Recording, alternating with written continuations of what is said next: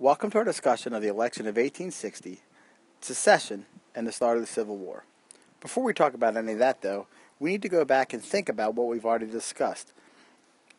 Way back when, in 1819, Missouri wanted to enter the Union as a slave state. In order to keep a balance of power in the balance of Senate, Maine would enter as a free state. If you remember, the most important part here was keeping the same number of senators from both free and slave states. This balance remained until about 1849-1850, when California entered the Union as a free state, upsetting the balance of power.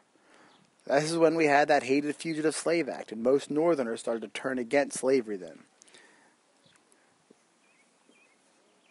The issue over slavery divided our nation so deeply that we had violence both in the Senate, seen here with Bleeding Sumner, and also in the territories, seen there with Bleeding Kansas.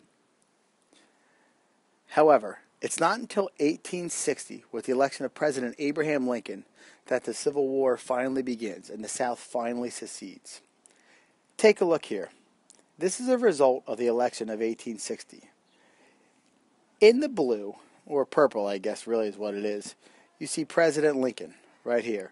He won 180 electoral votes, almost 2 million popular votes.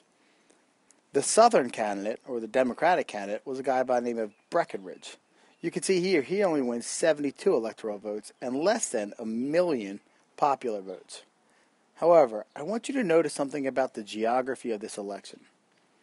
Take a look at where all of Lincoln's votes came from, maybe even more specifically, where none of Lincoln's votes came from.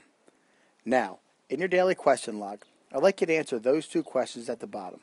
First, why might the South be so upset with the election of 1860?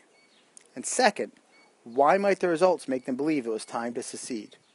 Put yourself in their shoes. Had you woken up the morning after the election of 1860 and you saw this as the result, and your guy lost, how would you feel?